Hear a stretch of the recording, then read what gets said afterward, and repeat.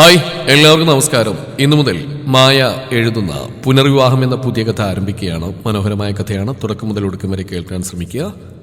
പുനർവിവാഹം. രചന മായ. അവതരണം Shahul Malayil. Editing Faisal C M Noonjeri. Veni, നിന്നെ കുഞ്ഞുമോള് വിളിച്ചിരുന്നു, ഒന്ന് അങ്ങോട്ട് ചെല്ല്. ഇവിടെ ഇനി വേറെ പണിയൊന്നുമില്ലല്ലോ? ഇല്ലമ്മേ, ഞാനങ്ങോട്ട് വരാനിരിക്കുകയായിരുന്നു. ഗീതമായി വന്നോ? ഒച്ചപ്പാട് ഇങ്ങോട്ട് കേട്ടിരുന്നു. ആ, ഗീത വന്നിട്ടുണ്ട്. അവൾ ഇവിടെ ആയിരിക്കും രാത്രി തങ്ങ്. നീ വേഗം ചെല്ല്. ഞാനൊരു പാത്രം എടുക്കാൻ വന്ന വീട് പൂട്ടിയിട്ട് ഞാനങ്ങോട്ട് വരാം. ആ, സുധാമ പറഞ്ഞതിന് പിന്നാലെ വേണി പിന്നാമ്പുറത്തൂടെ ചെരുപ്പിട്ടിറങ്ങി. 4 മാസം ആവുന്നേ ഉള്ളൂ വേണി ഹരീഷുമായുള്ള കല്യാണം കഴിഞ്ഞ് ഇങ്ങോട്ട് വന്നിട്ട്. ഹരീഷ് പോസ്റ്റ് മാസ്റ്ററായി ജോലി ചെയ്യുകയാണ്. ഹരീഷിന്റെ അച്ഛൻ ചെറുപ്പത്തിലേ മരണപ്പെട്ടിരുന്നു. അമ്മ സുധ മാത്രമേ ഉള്ളൂ കൂടെ. തൊട്ടടുത്ത് തന്നെയാണ് അച്ഛന്റെ തറവാട് വീട്. അവിടെ ഇളയച്ഛനും കുടുംബവും അച്ഛമ്മയും ഉണ്ട്. ഇളയച്ഛന്റെ മകളുടെ കുഞ്ഞുമോടെ വിവാഹമാണ് 2 നാൾ കഴിഞ്ഞ്. ബന്ധുക്കളൊക്കെ വന്നു തുടങ്ങി. ഗീത ഹരീഷിന്റെ അച്ഛന്റെ പെങ്ങളാണ്. അവർക്ക് ഒരു മകളാണ്. വേണി തറവാടിന്റെ പിന്നാമ്പുറത്തെത്തിയപ്പോഴേ കണ്ടു. തൊടിയിൽ പന്തൽ പണിക്കാരുടെ കൂടെ ഹരീഷിനെയും ഇളയച്ചനെയും ഗീതമ്മയുടെ ഭർത്താവ് സുഗുണനെയും അവൾ അകത്തേക്ക് കയറി.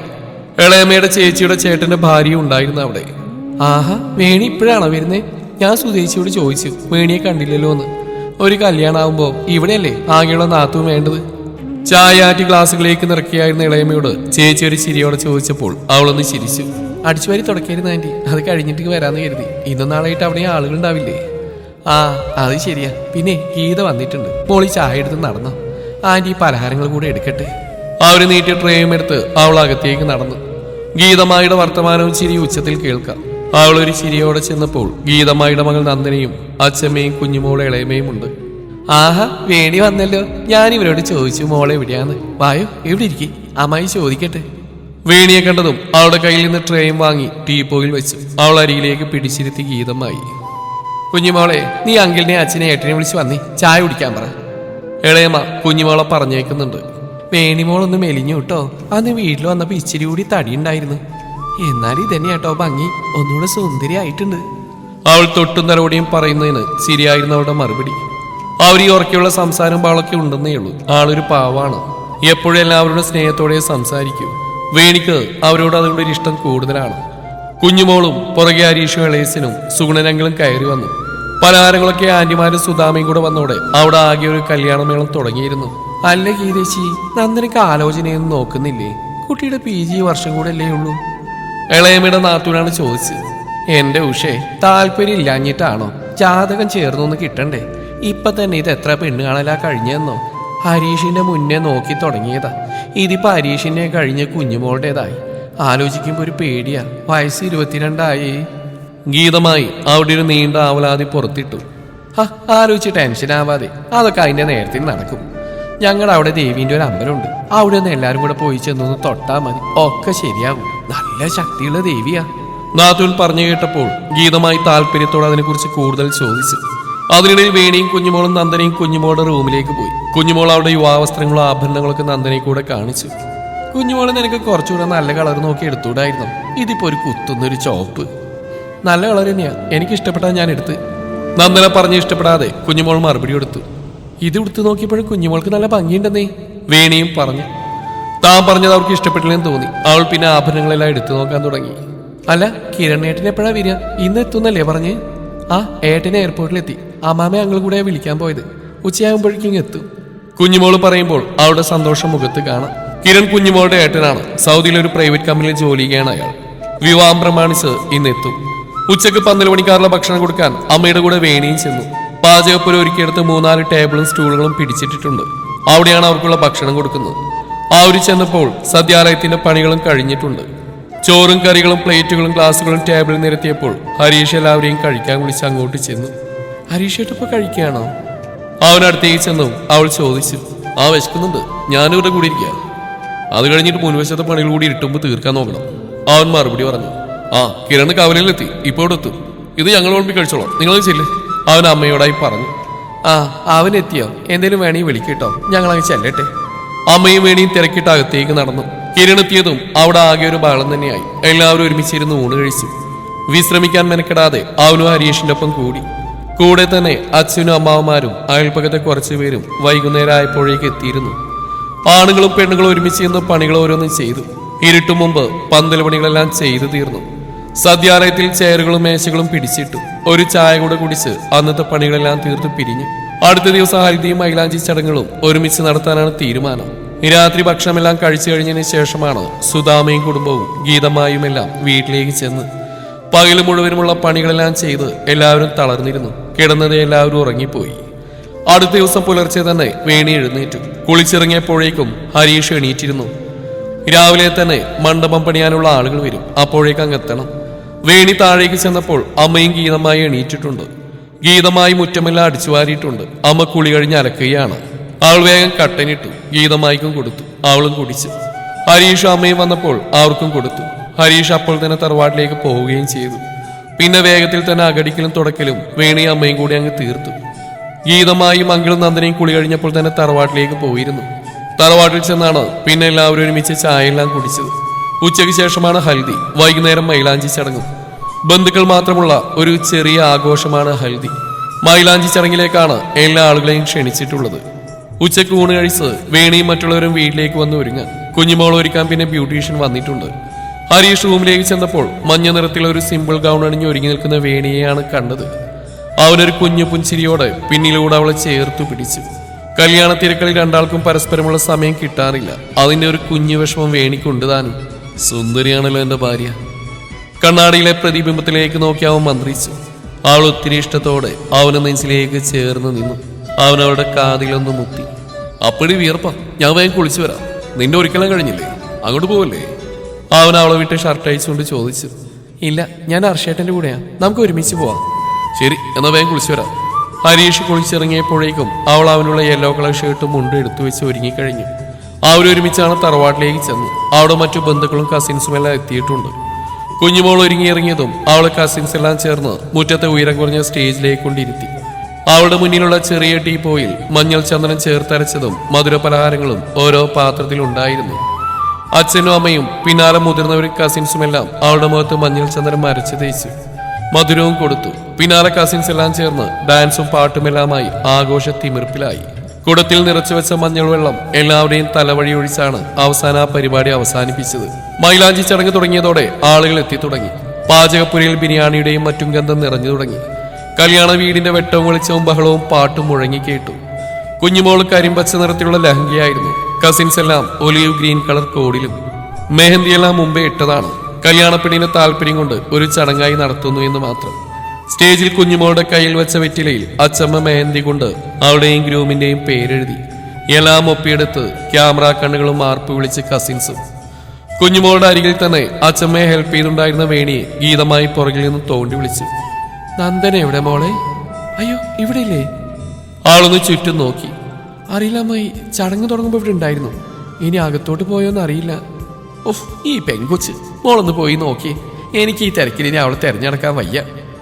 അമ്മായി പറഞ്ഞപ്പോൾ എതിർപ്പൊന്നുമില്ലാതെ അവൾ തലയാട്ടി തിരക്കിലൂടെ നോണ്ട് മെല്ലെ നടന്നവൾ. ഈ നേരെ ഇവളിത് എവിടെ പോയതാ?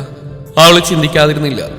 സ്റ്റേജിലും പുറത്തുമുള്ള ആളുകളും ബഹളവും അകത്തില്ലായിരുന്നു. അവൾ ചെല്ലുമ്പോൾ അവിടെ ഇവിടെയായി കുറച്ച് പ്രായമായവരും ഫോണുമായി ഒറ്റയ്ക്കിരിക്കുന്നവരും. അവൾ പരിചയത്തിലുള്ളവർക്ക് ഒരു പുഞ്ചിരി നൽകി വീണാത്തേക്ക് തിടുക്കത്തിൽ നടന്നു. താഴെ മുറികളിൽ അടുക്കളയിലും ഒന്നും അവളെ കണ്ടില്ല. മുകളിലേക്കുള്ള സ്റ്റെയർ തിടുക്കത്തിൽ കയറുമ്പോൾ രണ്ട് ചെറിയ പെൺകുട്ടികൾ ഓടി വരുന്നുണ്ട്. അവര് ഉമ്മ വെക്കാണ്, ഞാൻ ശരിക്കും കണ്ടു. ഒരു കുട്ടി മറ്റേ കുട്ടിയോട് അടക്കത്തിൽ പറയുന്നത് വേണി കേട്ടു. അവളുടെ നെറ്റിയൊന്ന് ചുളിഞ്ഞു. അവൾ സംശയത്തോടെ മുകളിലേക്ക് കയറി. വേണി, നീ എന്താ ഇവിടെ?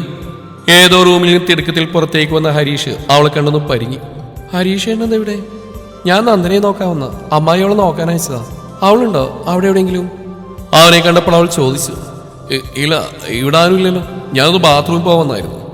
അവൾ താഴെ തന്നെ ഉണ്ടാവും, വായു അവിടെ നോക്കാം. അവനവളെ ചേർത്ത് പിടിച്ച് മുന്നോട്ട് നടന്നു. അയ്യോ ഇല്ലെന്നേ, ഞാൻ അവിടേക്ക് നോക്കി. പിന്നിതിപ്പോ എവിടെ പോവാനാ? ഇവിടെ ഒന്നും ആരുമില്ല. താഴെ ഒന്നുകൂടെ നോക്കാം, അവിടെ ഉണ്ടാവും. അല്ലെങ്കിൽ തന്നെ കൊച്ചുകുട്ടിയൊന്നല്ലോ തിരഞ്ഞെടുക്കാൻ.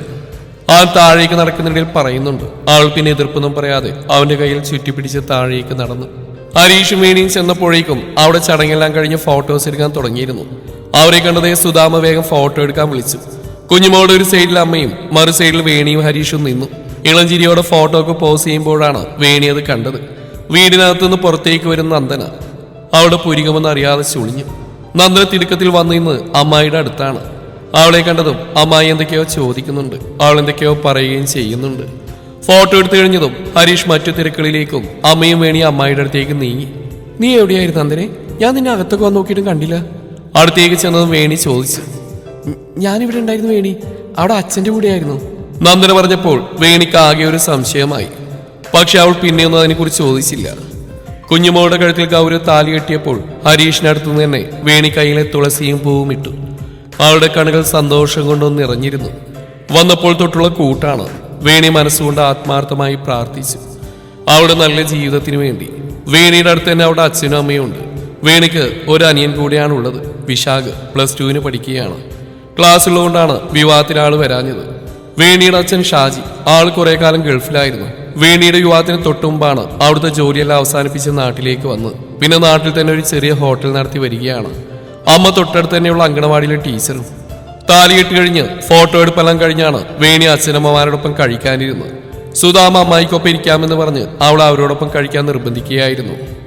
കുഞ്ഞുമോള് പോവാനിറങ്ങിയതും കരഞ്ഞു തുടങ്ങിയിരുന്നു. എല്ലാവരെയും കെട്ടിപ്പിടിച്ച് വേണിയെയും കെട്ടിപ്പിടിച്ച് യാത്ര പറഞ്ഞാണ് അവൾ കാറിൽ കയറിയത്. അച്ഛനും അമ്മയും ഇറങ്ങിയ പാടെ വേണി അമ്മയുടെ കൂടെ വീട്ടിലേക്ക് നടന്നു. റൂമിൽ കയറി സാരി അഴിച്ച് ഒരു പിങ്ക് സൽവാർ എടുത്തിട്ടു. മുല്ലപ്പൂ ഊരി മാറ്റി മുടിയഴിച്ച് കെട്ടി. കുഞ്ഞുമോട് അങ്ങോട്ടേക്ക് പോവാനാണ് തിടുക്കത്തിൽ വന്ന് മാറ്റിയത്. അവൾ താഴേക്ക് വന്ന് അമ്മയുടെ റൂമിലേക്ക് കയറി. അമ്മയൊന്ന് ഒരുങ്ങിയിട്ടുണ്ട്. നന്ദനയും ഗീതമായും മുന്നേ വന്ന് മാറ്റിപ്പോയിട്ടുണ്ട്. അമ്മയൊന്ന് മുഖം കഴുകട്ടെ മോളെ പറഞ്ഞു ബാത്റൂമിലേക്ക് കടന്നു. അവർ വഴിക്ക് വീണതും പെട്ടെന്നായിരുന്നു. അയ്യോ അമ്മേ അയ്യോ! വേണി ഓടിച്ചെന്ന് അവരെ പിടിച്ചു. അവരെ എണീപ്പിക്കാൻ ശ്രമിച്ചു. പതുക്കെയെങ്കിലും വേണിയുടെ ബലത്തിൽ അവരെണീറ്റ ആയാസത്തോടെ ബെഡിൽ ചെന്നിരുന്നു. നാട്ടു ഇടിച്ചെന്ന് തോന്നുന്നു മോളെ, ഞാൻ ഏട്ടനെ വിളിക്കട്ടെ? വേണി അപ്പോൾ തന്നെ ഹരീഷിനെ വിളിച്ച് കാര്യം പറഞ്ഞു. ഹരീഷ് ചോറൊഴിക്കുന്നതിനിടയിലാണ് കാര്യം അറിഞ്ഞ് അവൻ അപ്പോൾ തന്നെ വീട്ടിലേക്ക് വന്നു. എന്താ എൻ്റെ അമ്മ, നിങ്ങൾ ഇത്ര ശ്രദ്ധയില്ലാതെയാണ് നടക്കുന്നത്? ആ റൂമിലേക്ക് ആരും ചോദിച്ചു. നല്ല വേദനയുണ്ടോ? അവൻ അമ്മയുടെ നടുഭാഗത്തുനിന്ന് ഒഴിഞ്ഞു. വേദന ഉണ്ടടാ മോനെ, അവർ പ്രയാസത്തോടെ പറഞ്ഞു. അപ്പോഴേക്കും കല്യാണ വീട്ടിൽ നിന്ന് ബന്ധുക്കൾ ചിലരൊക്കെ അങ്ങോട്ടേക്ക് വന്നു. എന്താ സുധീർത്തി പറ്റിയത്? ഗീതമായി ആവലാതിയോട് അടുത്തേക്കിരുന്നു. ഒന്നും പറയണ്ട എന്റെ ഗീതമായി, ഒന്ന് മുഖം കഴുകാൻ പോയതാ. സാരി തടഞ്ഞാണോ എന്തോ നടു ഇടിച്ചാ വീണത്. വേണിയാണ് പറഞ്ഞു. എന്താ എന്റെ ഏടത്തി, വേദന നല്ലോണം ഉണ്ടെന്ന് തോന്നുന്നു. ആശുപത്രി പോയാലെന്നാ? അതിനെ ഞാനും പറഞ്ഞു. ഇനിയിപ്പോ വന്നിട്ട് ബാക്കി പറയാം. അമ്മ എണീക്ക്. ഹരീഷ് അവരെ പതുക്കെ എണീപ്പിച്ചു. നീ ആ കാറിന് കീയൊന്നും എടുക്ക് വേണി. പിടിക്കാൻ ചെന്നവളോട് അവൻ തിടുക്കപ്പെട്ടു. വേണി വേഗം തന്നെ മുറിയിലേക്ക് ഓടി. ഗീതമായി ഹരീഷും ചേർന്നവരെ പതിയെ പുറത്തേക്ക് കൊണ്ടുവന്നു. വേണി കീയുമായി അപ്പോഴേക്ക് ഓടിയെത്തി. അവരെ കാറിലിരുത്തി വേണിയും കയറിയപ്പോൾ ഗീതമായി എന്ത് വേണമെന്നറിയാതെ നിന്നു. എല്ലാവരോടും വരണ്ട, ഞങ്ങൾ പോയി വരാം, ഇവിടെ എല്ലാവരും വേണ്ടതല്ലേ? ഹരീഷ് അമ്മായി നോക്കി പറഞ്ഞു. നീ എന്നെ എന്തേലും ഉണ്ടെങ്കിൽ വിളിക്ക്. നല്ലൊരു ദിവസമായിട്ട് ഇങ്ങനെ ഒരു ദുരിതാണല്ലോ ഉണ്ടായത്. കാറ് മുന്നോട്ട് നീങ്ങി കഴിഞ്ഞപ്പോൾ ഗീതമായി നെടുവീർപ്പെട്ടു. കല്യാണ ദിവസം തന്നെ ആശുപത്രി കേസ്, ലക്ഷണക്കേടാണ്. പുറകിൽ വേറെ ആരോ പറഞ്ഞു. തൊട്ടടുത്ത അത്ര വലുതല്ലാത്ത ആശുപത്രിയിലേക്കാണ് ഹരീഷ് ചെന്ന്. സ്കാനിങ്ങും മറ്റും കഴിഞ്ഞ് ഡോക്ടർ പറഞ്ഞ വലിയ പ്രശ്നങ്ങളൊന്നും ഇല്ലെന്നാണ്. കുറച്ചു ദിവസം മരുന്നുകളെല്ലാം കഴിച്ച് റെസ്റ്റ് എടുക്കാനും വേദനയിൽ കുറവില്ലെങ്കിലോ മറ്റു ബുദ്ധിമുട്ടുകൾ എന്തെങ്കിലും ഉണ്ടെങ്കിൽ വരാനും പറഞ്ഞു ഡോക്ടർ. ഹോസ്പിറ്റലിൽ നിന്ന് ഇറങ്ങുമ്പോൾ ഏകദേശം നേരം ഇരുട്ടിയിരുന്നു. ഇതിനിടയിൽ ബന്ധുക്കളൊക്കെ വിളിക്കുന്നുമുണ്ട്. വീടെത്തിയപ്പോൾ എല്ലാവരും ഉമ്മർത്തിരിപ്പുണ്ട്. എങ്ങനെയുണ്ട് എടുത്തി? ഡോക്ടർ എന്ന് പറഞ്ഞടാ. ഇളയച്ചൻ ആദ്യം സുധാമയോടും പിന്നെ ഹരീഷിനോടുമായി ചോദിച്ചു. ഭാഗ്യം എന്ന് പറഞ്ഞാൽ മതി, വലിയ പരിക്കൊന്നുമില്ല, വീണതിന്റെ വേദനയാ, മരുന്ന് കറക്റ്റ് കഴിച്ച് റെസ്റ്റ് എടുക്കാനാ പറഞ്ഞു. ഹരീഷ് പറഞ്ഞു. ആണോ, എന്നാ പിന്നെ എടുത്തി ഭക്ഷണം കഴിച്ചിട്ട് കിടക്കാം, ഇളയമ്മ പറഞ്ഞു. അത്ര കുഴപ്പമൊന്നുമില്ല, ഒരു പിടുത്തണ്ടെന്നേ ഉള്ളൂ. കുഞ്ഞുമോട് അവിടെ പോയിട്ട് എന്ത് പറഞ്ഞു? എനിക്ക് അതാ സങ്കടം. ആ നേരത്തെ തന്നെ ഞാൻ വീണു. സുധാമ സങ്കടത്തോടെ പറഞ്ഞു. കുഞ്ഞുമോൾക്ക് ആകെ സങ്കടമായി. പറഞ്ഞിട്ടെന്താ, ഇതിപ്പോ ഇങ്ങനെയൊക്കെ വരുന്ന ആരെങ്കിലും കരുതിയോ? ആ വർത്തമാനം കുറച്ച് നീണ്ടുപോയി. അവസാനം വേണ്ടി ഭക്ഷണം കഴിക്കാൻ വന്ന് വിളിച്ചപ്പോഴാണ് എല്ലാവരും എണീറ്റ്. വീട്ടിലേക്കുള്ള ചോറും കറികളും തറവാട്ടിൽ നിന്ന് ഗീതമായി ആദ്യമേ കൊണ്ടുവച്ചിരുന്നു. അതുകൊണ്ട് ബാക്കി എല്ലാവരും തറവാട്ടിലേക്ക് തന്നെ തിരിച്ചുപോയി. മേല് കഴുകി വന്നപ്പോഴാണ് ഹരീഷ് വേണിയോട് പറഞ്ഞത്. വേണി, നീ അമ്മയുടെ കൂടെ കിടക്ക്, വയ്യാത്തല്ലേ? അവന്റെ ആവലാതി കണ്ടപ്പോൾ അവൾ പിന്നെ എതിർക്കാൻ നിന്നില്ല. അവനവളെ ചുറ്റിപ്പിടിച്ച് കവിളിൽ തന്റെ കവിൾ ചേർത്തു. ഇന്നോട് അഡ്ജസ്റ്റ് ചെയ്യാം, നാളെ മുതൽ എൻ്റെ ഈ കുഞ്ഞിപ്പിണിനെ ഞാൻ ഒത്തിരി സ്നേഹിച്ചോളാം. അപ്പൊ ഇപ്പൊ സ്നേഹല്ലേ? അവളെ കുറുമ്പോടെ ചോദിച്ചു. ഇപ്പോഴും എപ്പോഴും സ്നേഹത്തിലാ, ഒത്തിരി ഒത്തിരി സ്നേഹം. അവൻ പ്രണയത്തോടെ അവളുടെ കവിളിൽ ചുണ്ടുരസി, മൂക്കുരസി, കഴുത്തിലൂടെ മുഖമമർത്തി അവിടെ മുത്തി. മതി കേട്ടോ, ഇങ്ങനെയാണെങ്കിൽ പിന്നെ പോകാൻ പറ്റില്ല. ചുറ്റിപ്പിടിച്ച് അവനെ തള്ളി മാറ്റി അവൾ പറഞ്ഞു. താഴെ ചെന്നപ്പോൾ അമ്മ കിടന്നിട്ടുണ്ട്. അവൾ ചെന്ന് അരികിൽ കിടന്നപ്പോൾ അവർ കണ്ണു തുറന്നു. എന്തിനാപ്പ ഇവിടെ കിടന്നേ? എനിക്കിപ്പോ ഒരു കുഴപ്പമില്ല വേണി. അവിടെ റൂമിൽ ചെന്ന് കിടന്നു. അവരവിടെ മുടിയിൽ തലോടിക്കൊണ്ട് പറഞ്ഞു. ഇനി ഇവിടെ കിടക്കാം. അവൾ അമ്മയുടെ നെഞ്ചിലേക്ക് ചേർന്ന് കിടന്നപ്പോൾ അവരുടെ ചുണ്ടിലൊരു പുഞ്ചിരി വന്നു. രാത്രിയിൽ എപ്പോഴോ ദാഹം തോന്നി എണീറ്റു വേണി. കയ്യെത്തിച്ച് ലൈറ്റ് ഓൺ ചെയ്തു. മുറിയിൽ കൊണ്ടുവയ്ക്കുന്ന ശീലം അമ്മയ്ക്ക് ഇല്ലാത്തതുകൊണ്ട് തന്നെ അവൾ വാതിൽ തുറന്ന് അടുക്കളയിലേക്ക് ചെന്നു. ഫ്രിഡ്ജിൽ നിന്ന് വെള്ളമെടുത്ത് കുടിക്കുമ്പോഴാണ് മുകളിലെ മുറിയിലെ വാതിലേതോ തുറക്കുന്ന ശബ്ദം കേട്ടത്. അവളുടെ നെറ്റിയൊന്ന് ചുളിഞ്ഞു. കാത് കൂർപ്പിച്ച് നിന്നപ്പോൾ പിന്നെയും പതിയെ വാതിലിന്റെ ശബ്ദം കേട്ടു. മുകളിലെ നന്ദനെ കൊടുത്ത മുറിയുടെ വാതിൽ തുറക്കുമ്പോൾ നല്ല ശബ്ദമാണ്. ആരും ഉപയോഗിക്കാത്ത മുറിയായതുകൊണ്ടാണത്. അമ്മ പറഞ്ഞിട്ടുണ്ട്, ശരിയാണ്. താഴെയുള്ള മുറികളെല്ലാം ഇടയ്ക്കെല്ലാം പെരുമാറാറുണ്ട്. എന്നാൽ മുകളിൽ അവരുടെ കിടപ്പുമുറി മാത്രമേ പെരുമാറുന്നുള്ളൂ. ബാക്കിയുള്ള മുറികൾ വല്ലപ്പോഴും അടിച്ചു തുടച്ചിടാറേ പതിവുള്ളൂ. 4 മാസത്തിനിടയിൽ അവളും അല്ലാതെ അങ്ങോട്ട് കയറിയിട്ടില്ല. വെള്ളം കുടിച്ച് അമ്മയുടെ റൂമിലേക്ക് നടക്കും വഴി അവൾ ഹാളിലേക്കൊന്ന് നോക്കി. ഗീതമായി അങ്കിളും കിടക്കുന്ന റൂം അടഞ്ഞു തന്നെ കിടക്കുകയാണ്. താഴേക്കാരും വരുന്നതായി തോന്നിയതുമില്ല. അവൾ ഹാളിലേക്ക് ചെന്ന് സ്റ്റെയർ കയറി ചെന്ന് നോക്കണമെന്ന് സംശയിച്ചു. വേണ്ടാന്ന് വെച്ച് അമ്മയുടെ റൂമിലേക്ക് തന്നെ നടന്നു. പക്ഷേ പിന്നെ എന്തോ ഒരു തോന്നലിൽ തിരികെ നടന്നു. പതിയെ മുകളിലേക്ക് നടന്നു. എവിടെയും ഒട്ടും വെളിച്ചമില്ല. ഇരുട്ടിൽ പതിയെ നടന്നു വന്നവൾ മുകളിലെത്തി. നന്ദനയുടെ റൂമുള്ള വശത്തേക്ക് തിരിഞ്ഞെങ്കിലും പെട്ടെന്നൊന്ന് നിന്നു. സംശയത്തോടെ ഞൊടിയിടയിൽ പിടികൂടിയ വിറയലോടെ അവൾ അവരുടെ ഹരീഷിനെയും തന്റെയും മുറിയുടെ നേരെ തിരിഞ്ഞു. അടക്കി പിടിച്ചൊരു ചിരി താൻ കേട്ടതല്ലേ? അത് അവിടെ നിന്നായിരുന്നു അല്ലേ? അവളൊരു സംശയത്തോടെ അവിടെ കാതുകൂർപ്പിച്ച് തുറിച്ചു നോക്കി. വീണ്ടും കേട്ടൊരു ചിരി. വീണി പതിഞ്ഞ കാലടികളോടെ ഇരുട്ടിൽ നടന്നു. തന്റെ ബെഡ്റൂമിന്റെ തൊട്ടുമ്പിൽ ചുട്ടുപഴുത്ത് നിന്നു അവൾ. പതിയെ കുനിഞ്ഞ് ഡോറിനോട് ചെവിയമർത്തി. ഒരു മൂളലും ഇക്കിളി പൂണ്ടൊരു ചിരിയും. നന്ദനയാണ് അതിനുള്ളിലെന്ന് അവൾക്ക് തോന്നി. എന്നാൽ ഹരീഷിന്റെ ശബ്ദങ്ങളൊന്നും കേട്ടതുമില്ല. കുറച്ചു നേരം കൂടെ അങ്ങനെ തുടർന്നവൾ നിവർന്നു നിന്നു. അകവും പുറവും എരിയുന്ന പോലെ തോന്നി അവൾക്ക്. എന്തു ചെയ്യണമെന്നറിയാതെ പിന്നെ ഈ 2-3 നിമിഷങ്ങൾ കടന്നുപോയി. ആ മുറിക്കുള്ളിൽ തന്റെ ഭർത്താവിനൊപ്പം മറ്റൊരുവളുണ്ടെന്ന ചിന്ത അവളെ ഒരേ സമയം ഞെട്ടിക്കുകയും തളർത്തുകയും ചെയ്തു. പിന്നെയും വിശ്വസിക്കാനാവാതെ അവൾ കണ്ണുകളടച്ച് തുറന്നു. അവരും ഉമ്മ വയ്ക്കാണ്, ഞാൻ ശരിക്കും കണ്ടു. ഇന്നലെ നന്ദനെ അന്വേഷിച്ചു പോയപ്പോൾ അവൾ കേട്ട കുട്ടികളുടെ സംഭാഷണം. മുകളിൽ ചെന്നപ്പോൾ ഹരീഷ് അവിടെ നിന്ന് അവളെ നോക്കാൻ സമ്മതിക്കാതെ താഴേക്ക് കൊണ്ടുവന്നു. ഫോട്ടോ എടുക്കുമ്പോൾ വീട്ടിൽ നിന്ന് ഇറങ്ങി വന്നവൾ. പക്ഷെ തന്നോട് അവൾ കള്ളം പറയുകയും ചെയ്തു. വേണിയുടെ തലച്ചോറ് ചികഞ്ഞു തുടങ്ങിയിരുന്നു. അവൾ വീണ്ടും ചെവി ഡോറിലേക്ക് ചേർത്ത് പിടിച്ചു. അടക്കി പിടിച്ച മൂളലുകൾ അവളുടെ ചെവിയിൽ കേട്ടുകൊണ്ടിരുന്നു. തുടരും ഏകതയുടെ ബാക്കി ഭാഗം നാളെ ഇതേ സമയം.